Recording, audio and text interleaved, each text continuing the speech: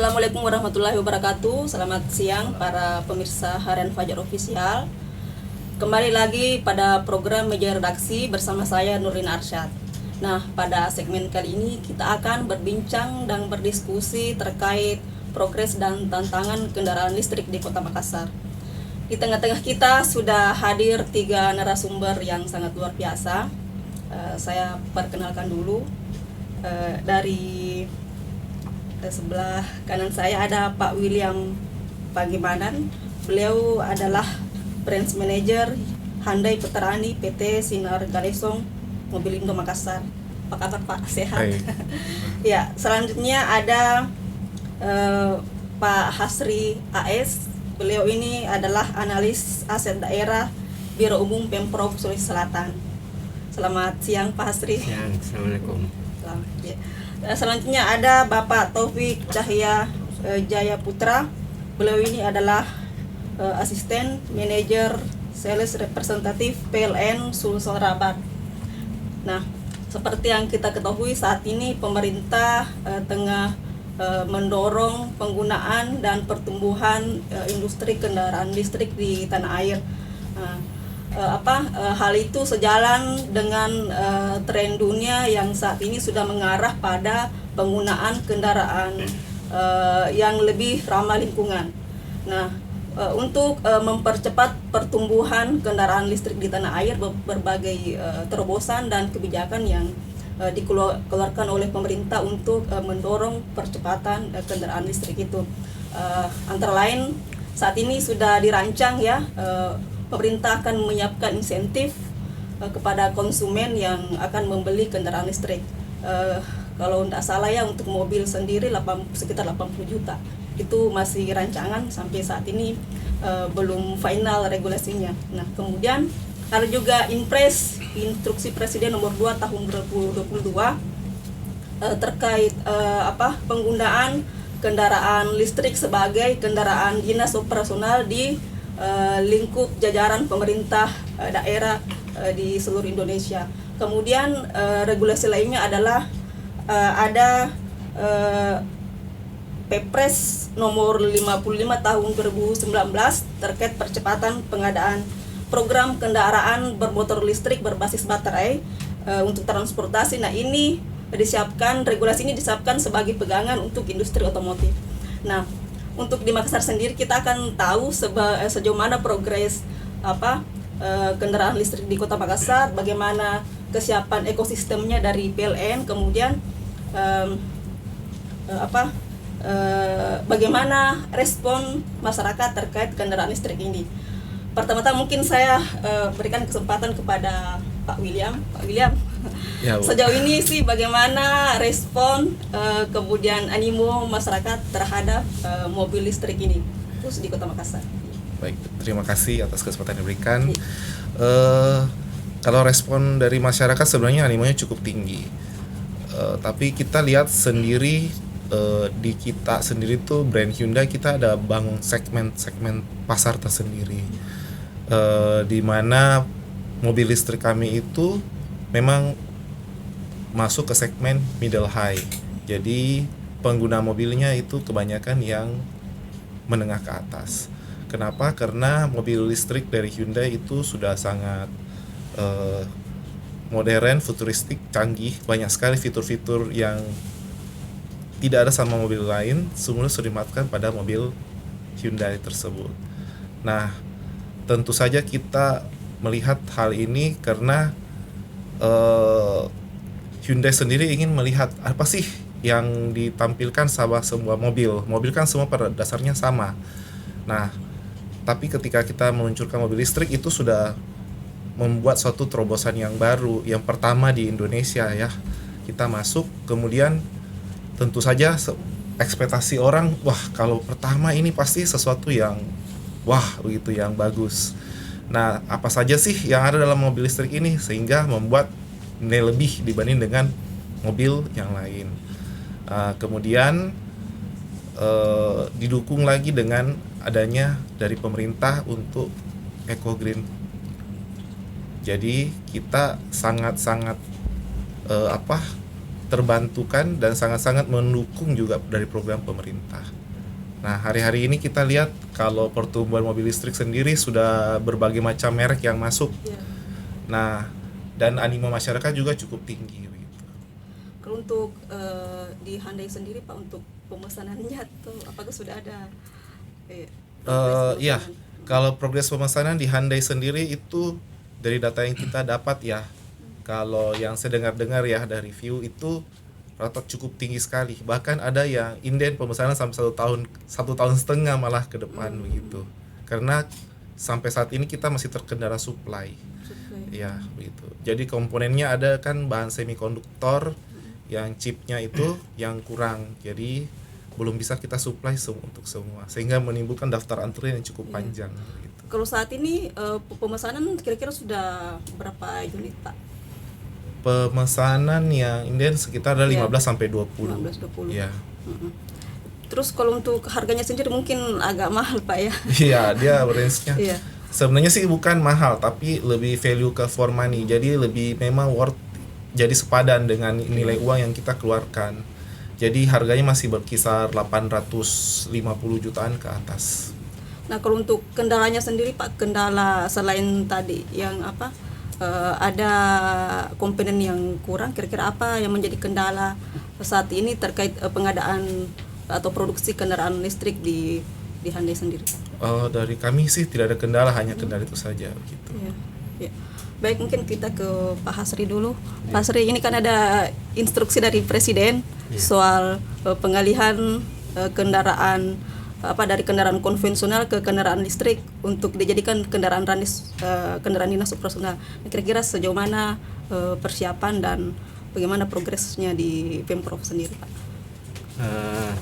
Jadi sebagaimana yang telah beberapa kali disampaikan oleh Bapak Gubernur, beliau mendukung langkah tepat sesuai dengan instruksi Presiden nomor 7 tahun 2022 percepatan kendaraan berteknologi listrik ini. Wujud komitmen beliau itu dalam bentuk bagaimana supaya kita awali ini dengan peralihan, jadi ada transisi penggunaan kendaraan dinas konvensional secara bertahap untuk pemerintah Provinsi Sulawesi Selatan. Untuk tahun 2023 ini dari Biro Umum sendiri kita sudah anggarkan untuk kendaraan dinas operasional perorangan, itu untuk jabatan. Jadi kita sudah siapkan sesuai dengan instruksi Presiden dan surat edaran dari Menteri Dalam Negeri. Kemudian dari seluruh OPD, karena jumlahnya ada 53 OPD, itu juga sudah kita alokasikan anggaran untuk tahun 2023. Tinggal kesiapan berupa regulasi saja kita mantapkan dengan beberapa koordinasi dengan stakeholder yang terkait dengan itu. Nah, kira-kira untuk pengadaan tahun ini rencananya ada berapa unit? Apakah misalnya hanya untuk jabatan pimpinan sekelas kepala dinas saja, atau ada misalnya kebijakan lain terkait itu? Sebenarnya kita mengharapkan bisa keseluruhan, tapi karena pertimbangan kemampuan anggaran yang mungkin masih terbatas, kita upayakan supaya khusus di Biro Umum ini kita adakan untuk kendaraan dinas jabatan dulu. Jadi mulai untuk kendaraan listrik buat gubernur dan wakil gubernur. Kemudian di setiap SKPD juga sudah menganggarkan masing-masing itu berupa kendaraan roda 2. Oh, jadi ada setiap SKPD juga anggarannya. Nah, apakah sudah join misalnya dengan produsen mobil listrik atau gimana, Pak? Itu nanti ada mekanisme yang diatur untuk pengadaan, nanti ada yang pelaksananya. Yang jelas pemerintah provinsi berkomitmen untuk itu. Ya.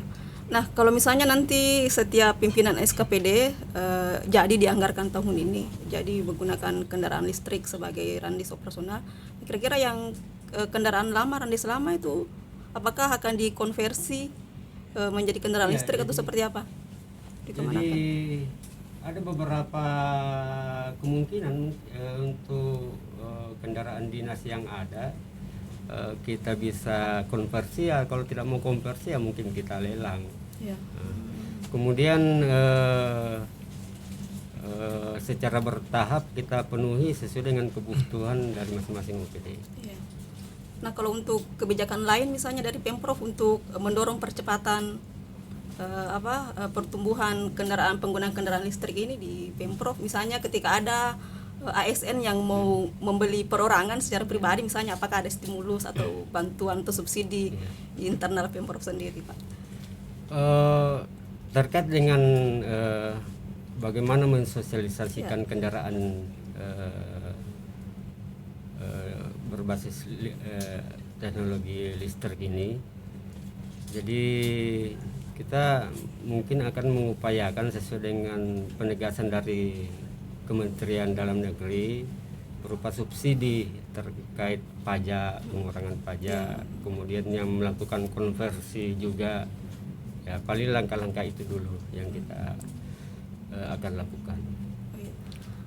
Pak, tadi saya tertarik tadi soal rencana pengalihan mobil konvensional ke mobil listrik. Kira-kira komponen-komponen apa saja misalnya yang harus diganti atau ditambahkan atau seperti apa kalau misalnya di Hyundai sendiri nanti punya program seperti itu, kalau ada misalnya masyarakat yang mau mengalihkan kendaraannya dari konvensional ke kendaraan listrik? Kalau kita berbicara penggantian komponen, saya rasa tidak ya? semudah itu.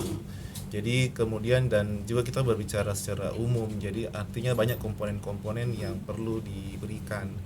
Nah, tapi kalau kita lihat secara ini kan mobil listrik itu tenaganya selama ini dari listrik yang menggerakkan mesin motor. Nah, kalau ke konvensional saya rasa belum bisa masuk karena mesin konvensional itu bahan bakarnya masih berupa bahan bakar bensin. Nah, otomatis tidak sama dengan bahan bakar yang menggunakan mobil listrik. Jadi komponen-komponen jelas berbeda. Jadi agak susah ya ada konversi, Pak ya. Belum bisa, Bu. belum bisa. Oh iya. Baik, kita ke Pak Taufik lagi. Pak Taufik, sejauh mana saat ini dukungan ekosistem kendaraan listrik dari PLN sendiri? Baik, terima kasih Mbak Lina. Assalamualaikum warahmatullahi wabarakatuh. Selamat siang. Baik, kami dari PLN tentunya selaku badan usaha yang diamanahkan pemerintah ya untuk mengelola kelistrikan siap mendukung. Beruntung di PLN di Sulawesi ini, khususnya di unit induk Serabar, kita ini diberikan potensi sumber listrik itu yang dari sumber energi baru terbarukan. Jadi dari sistem pembangkitnya itu 40% lebih itu dari energi baru terbarukan, karena sesuai konsep green energy. Gitu. Kemudian dalam hal pembangunan infrastruktur lain-lain, selain juga dengan produsen kendaraan listrik itu kami melakukan kerjasama ya, kemudahan bagi para konsumen itu untuk melakukan pengisian nantinya di rumahnya, yaitu dengan memberikan insentif berupa diskon ataupun diskon biaya tambah daya atau pasang baru gitu ya, untuk pemasangan casnya sekaligus pemasangan casnya, sehingga tidak ada lagi kesulitan ya mau ngecas kendaraan listriknya. Kemudian untuk di umum ya, artinya di pemakaian cas umum itu kami juga memang siapkan SPKLU. SPKLU kalau di Makassar sendiri ini ada tiga, itu di PLN Matoanging ya, di Ratulangi, kemudian PLN Makassar Selatan di Hertasning, dan satu di kantor gubernur Sulawesi Selatan. Itu satu-satunya SPKLU yang ada di kantor gubernur. Jadi sebagai dukungan bahwa pemerintah provinsi pun mendukung dalam percepatan KBLBB ini. Kemudian selain itu juga dari sisi kecukupan daya ya, kecukupan daya insya Allah di PLN Sulsel Rabar ini itu cukup ya, sistem kelistrikannya Pasokannya cukup Pak ya? insya Allah masih cukup gitu ya. Tentunya bertahap itu ya, bertahap menggunakan listrik dari sumber-sumber energi baru terbarukan seperti itu. Iya. Kalau untuk program tahun ini kan masih di Makassar yang stasiun pengisiannya. Iya. Nah, apakah ada rencana untuk menambah ke daerah-daerah supaya pertumbuhan kendaraan listrik ini masif sampai ke daerah, bukan cuma di Kota Makassar saja? Baik. Ya. Untuk rencana ke depan, memang saat ini sebagai informasi bahwa PLN unit induk Sulsel Rabar ini ya, itu sudah memiliki 7 SPKLU, ada 5 di Sulawesi Selatan, 2 di Sulawesi Tenggara. Kemudian dari teknologinya kita gunakan yang fast charging ya, fast charging, jadi dari 20 sampai 80% itu cukup 1 jam saja lah, seperti itu.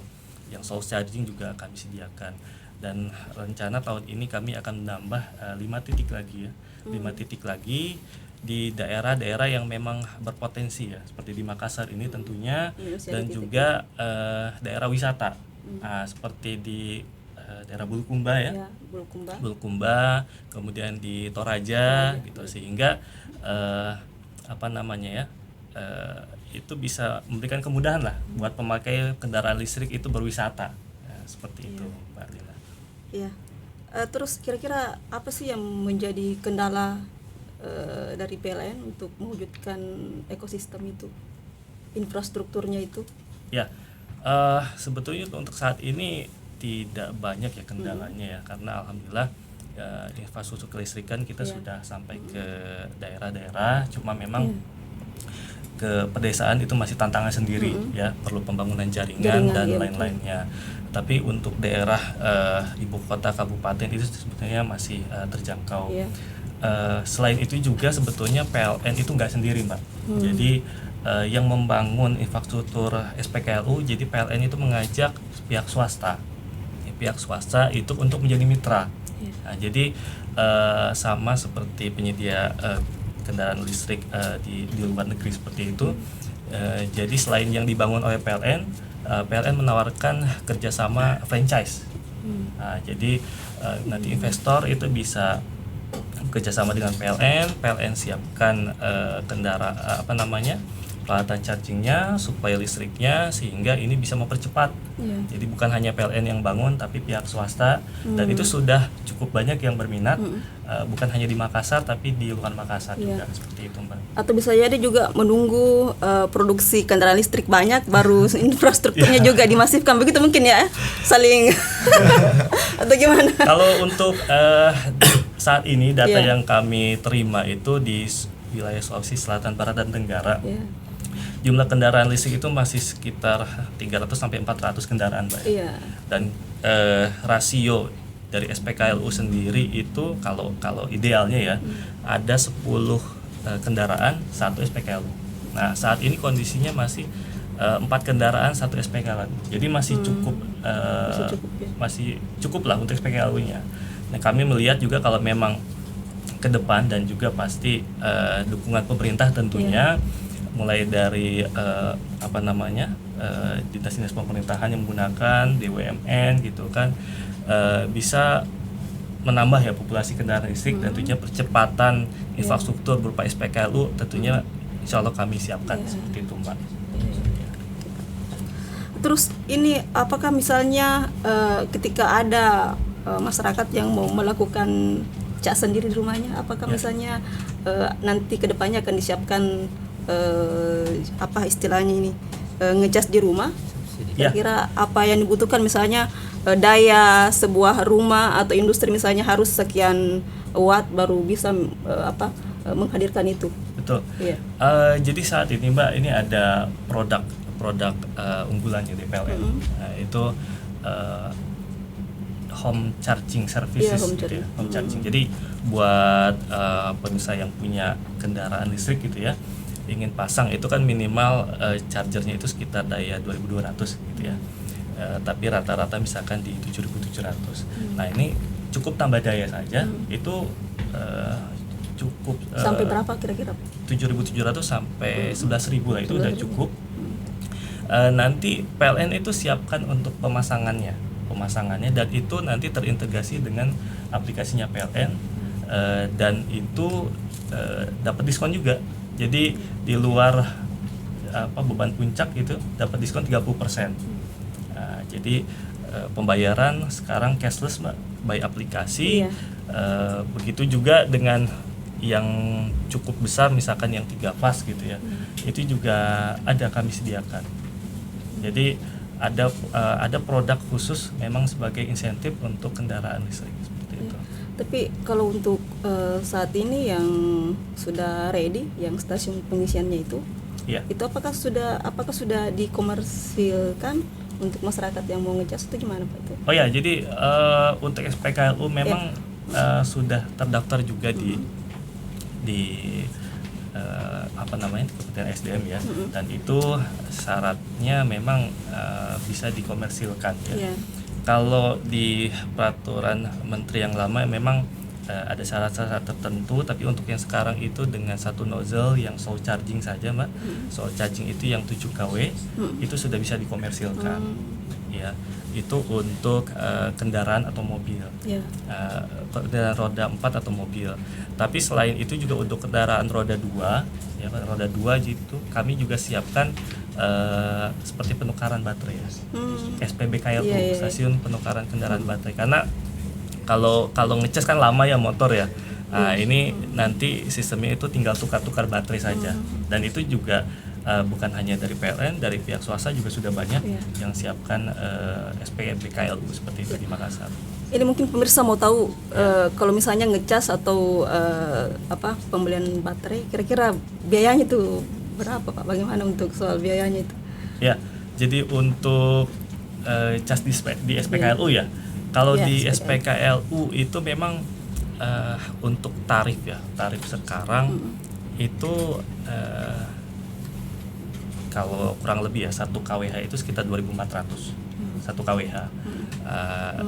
Ya, jadi itu fleksibel. Kita seperti mengisi bensin konvensional, kita mau ngisi berapa kWh, kita tinggal pilih cas, beli, di top up, pakai uang elektronik dan selesai gitu. Kalau untuk baterai lain-lain sebetulnya ada juga yang dengan sistem kuota Pak, Jadi pembelian misalkan dalam jangka waktu tertentu 1 bulan, dipakai berapa kilometer, ada yang pakai cara seperti itu. Gitu. Tapi kalau di rumah itu tarifnya sesuai daya atau tarif di rumah. Baik, saya kembali ke Pak William. Pak William, misalnya kalau untuk di produknya Hyundai sendiri, kalau kita ngecas full, kira-kira itu bisa daya jarak tempuhnya sampai berapa kilometer itu Pak kalau mengisi full? Oke. Pertama mobil dulu dari tipe mobil. Tipe mobil itu ada bisa dijelaskan secara. Kalau satu tipe mobil itu kita anggap yang tipe standar itu dia punya jarak tempuh 354 kilo. Nah, itu yang standar. Kalau ada yang long range itu yang jarak tempuh yang panjang itu bisa sampai 484 kilo. Sekali ngecas full bisa tempuh sampai 484 kilo. Nah, mengenai waktu casnya itu ya sekitar tergantung lagi dari kWh yang dimiliki dari jumlah konsumen. Misalnya 2.200, maka 2.200 itu bisa sampai 20 jam sekali isi. Nah, kalau yang di atas 7.700 itu bisa sampai, ada fast charging, bisa sampai 56 menit sudah tercas penuh. Gitu. Nah, rata-rata itu orang ngecas antara 8 sampai 12 jam. Jadi ngecasnya di malam hari dan bisa penuh. Iya. Baik. Kalau untuk terkait penghematan misalnya, mungkin bisa dibandingkan antara produk Hyundai yang konvensional dengan mobil listrik, antara menggunakan listrik dengan BBM. Oke. Kalau dengan menggunakan BBM ya kita sendiri tahu lah. Kita tidak usah sebut brand. Semua brand mobil rata-rata tergantung cara pakai pengemudinya sama jarak tempat mengemudinya, artinya jalan raya, ruang lingkupnya. Misalnya ada yang di tol atau dalam kota. Nah, kalau dalam kota sendiri itu kan kita identik dengan kemacetan. Jadi kalau soal mHET BBM, untuk mengukurnya dalam kota itu sangat susah. Kenapa? Karena tergantung lagi skill yang pakai. Nah, terus kemudian ada stop and go. Stop and go itu apa? Jadi orang ketika injak gas rem, apalagi kalau macet kan sering maju mundur, terutama kemarin saat banjir. Jadi betul. semua itu faktor mempengaruhi jadi dari pemakaian BBM tersendiri. Nah, kalau rata-rata BBM itu dalam kota pemakaian rata-rata 1:10, 1:11, mungkin kalau cc-nya 2000 cc ke atas itu bisa 1:7, 1:8. Nah, kalau di pemakaian di tol yang jalannya lancar terus itu bisa 1:13, 1:15. Bahkan ada yang kalau di Pulau Jawa, salah satu kerabat saya menggunakan itu Stargazer, dia pakai 1:33.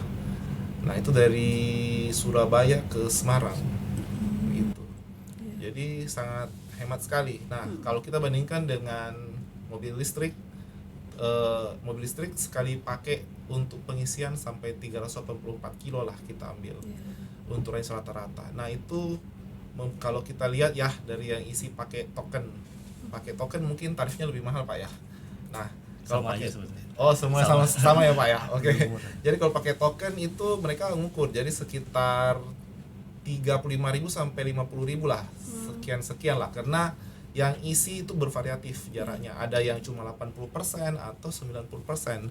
Nah, itu bisa 300 kilo. Jadi kalau 300 kilo dibandingkan dengan mobil konvensional yang satu yang kita isi 350.000 atau 300.000 sekali pemakaian, itu jaraknya cukup jauh ya, ada 6 kali lipatnya hematnya. Jadi kalau pakai mobil listrik jelas lebih hemat. Iya, jelas lebih hemat. Iya. Nah, terus ini kan kita Makassar ini sering ada genangan, ada banjir. Iya. Nah, ketika misalnya mobil listrik ini berada dalam jalanan yang dengan ketinggian yang tinggi, ketinggian airnya, apakah tidak berpengaruh terhadap komponennya mobil listrik itu? Misalnya kayak kalau listrik itu kan jika ketemu dengan air identik korslet atau bagaimana? Iya. Jadi dari perusahaan Hyundai sendiri sudah merancang dan mendesain mobilnya dan aman dari semuanya. Karena itu tentu kekhawatiran dari semua orang. Wah, ini gimana nih saya pakai mobil seperti ini kan? Nah, di Hyundai sendiri sudah diproteksi. Jadi semua bagian-bagian komponen listriknya sudah terproteksi. Ada sensor otomatis ketika ketemu dengan genangan levelnya sampai berapa dia otomatis akan mati sendiri. Jadi tidak akan merusak semua satu mobil karena mobil listrik komponen utamanya listrik. Jadi dia akan memproteksi sumber powernya, sumber tenaganya. Demikian juga dengan bagian-bagian lain tentu saja yang berhubungan dengan listrik, kelistrikan semua sudah dilindungi dengan baik. Jadi pasti aman. Iya. Nah, ini lagi Pak, ini terkait rencana pemberian subsidi insentif bagi pemerintah untuk setiap pembelian kendaraan listrik. Nah, kira-kira apakah itu nanti bisa membantu misalnya dalam mempercepat penggunaan kendaraan listrik di Makassar pada khususnya? Ya. Minimal misalnya membantu misalnya prospek bisnisnya, penjualannya dan lain-lain. Itu ketika misalnya ini kan PLN sudah siap menyiapkan sistemnya. Ya, kalau dari program pemerintah sih kita sangat bersyukur sebagai produsen ya, sebagai penjual, pengusaha. Tentu saja kita sangat mendukung dan bersyukur adanya bantuan dari pemerintah seperti itu. Saya menilainya hal yang positif sih. Jadi semakin banyak, semakin cepat juga memang masyarakat yang bisa merasakan juga kemudahan memiliki mobil listrik dengan harga yang terjangkau. Gitu. Ya, cuma mungkin yang menjadi kendala saat ini karena yang pertama yang sering saya dengar dari para pemirsa di rumah, pertama masih mahal. Kemudian yang kedua produksinya masih sangat kurang Pak ya. Kemudian yang ketiga mungkin soal infrastrukturnya, terutama misalnya bagi masyarakat yang di daerah yang mau menggunakan kendaraan listrik mungkin terkendala pada aspek itu, infrastruktur itu. Jadi mungkin kedepannya ketika produksi mungkin sudah semakin banyak, kemudian infrastruktur juga sudah terpenuhi, mungkin itu akan lebih memasifkan penggunaan kendaraan listrik mungkin di Kota Makassar atau di Sulsel pada umumnya Pak ya. Karena ketika itu masif, otomatis juga berpengaruh terhadap prospek bisnis teman-teman di sektor otomotif.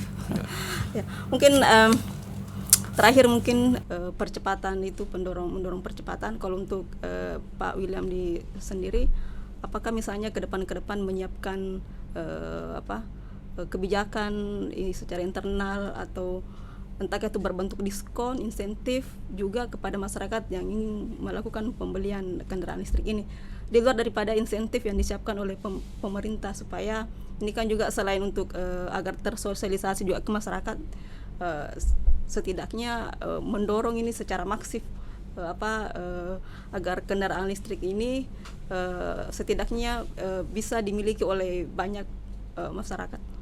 Oh ya.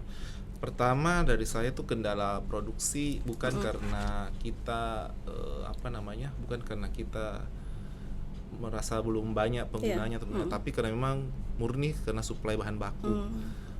Yang kedua, di Hyundai itu sendiri kita sudah bekerja sama juga dengan PLN. Setiap pembelian mobil Hyundai, mobil listriknya itu sudah kita kasih free mount charging untuk portable charging untuk cas di rumah. Jadi secara infrastruktur sih buat kami tidak ada masalah. Kemudian juga kita bekerja sama juga dengan PLN untuk subsidi-subsidi tarif dan pemasangan dan lain-lainnya. Nah, di luar daripada itu, Hyundai sendiri juga sudah memberikan portable charging. Jadi portable charging ini kita kayak bawa colokan handphone untuk cas listrik handphone begitu. Kita bisa colok ke rumah-rumah setiap kali kita singgah. Jadi setiap rumah yang ada listriknya pasti otomatis kita bisa ngecas mobil kita. Jadi secara infrastruktur sih di Hyundai kita tidak ada masalah karena sudah disiapkan semuanya. Nah, jika dari segi harga, kita juga bekerja sama dengan pembiayaan. Jika ingin memiliki mobil dan belum mampu untuk saat itu, jadi kalau kita kerjasama juga dengan berbagai macam pembiayaan untuk membantu kami dan membantu calon-calon konsumen yang hendak memiliki mobil listrik. Mungkin dari Pak Hasri mungkin ada harapan kedepannya selaku pengguna, apa misalnya yang harus dimasifkan? Apakah dari segi infrastrukturnya? Kalau dari pemerintah sih, artinya khususnya pemerintah provinsi mengharapkan sistem subsidi yang dirancang oleh pemerintah pusat ini bisa secepatnya, karena pusat ini menargetkan paling cepat Juni mungkin. Juni sudah bisa, sehingga bisa secara masif masyarakat juga ikut menikmati, karena beberapa negara memang yang berhasil itu penerapan kendaraan listrik ini ya, seperti Thailand, Cina, Jerman, Korea Selatan itu memang memberikan subsidi untuk setiap unit kendaraan listrik yang dibeli oleh masyarakat. Pada dasarnya kalau di pemerintah provinsi ya kita mendukung dan mensupport, kemudian kita membenahi dari segi regulasi, infrastruktur, dan lain-lain dengan semua stakeholder yang ada. Pak, mungkin dari Pak Taufik ada mungkin harapan kedepannya, karena jangan sampai infrastruktur sudah siap tetapi tidak ada mobilnya. Sebenarnya kami ini mengajak pemirsa semua ya nggak usah ragu ya, menggunakan kendaraan listrik gitu, coba dulu gitu, supaya teknologinya canggih, juga banyak fitur kelebihannya ya, seperti efisien lain-lainnya. Kami juga ya dari PLN tentunya usahakan menyediakan ya listrik yang handal juga ya, sehingga nanti punya kendaraan listrik handal itu nggak takut listriknya padam gitu kan, nggak takut ngecas di mana, selama ada colokan nggak colok gitu kan. Kemudian juga dukungan juga ke semua pihak swasta lain-lain untuk SPKLU ya ini ya, harapannya kami nanti bisa memperluas cakupan ya di Makassar, seperti di di tempat-tempat umum, di mall gitu ya, kemudian di tempat-tempat yang lainnya, juga di rumah gitu ya. ya, sehingga penggunaan kendaraan listrik ini bukan hanya untuk di Makassar gitu ya, tapi untuk sampai di daerah, juga untuk wilayah Sulawesi Selatan umumnya. Jadi pada prinsipnya PLN siap mendukung untuk percepatan kendaraan listrik khususnya di infrastruktur SPKL. Ya, baik pemirsa RN Fajar Official, itulah tadi bincang-bincang kita dalam program Meja Redaksi terkait progres dan tantangan kendaraan listrik di Kota Makassar. Baik, terima kasih. Sekian. Assalamualaikum warahmatullahi wabarakatuh. Sampai jumpa di Meja Redaksi berikutnya. Terima kasih, Pak.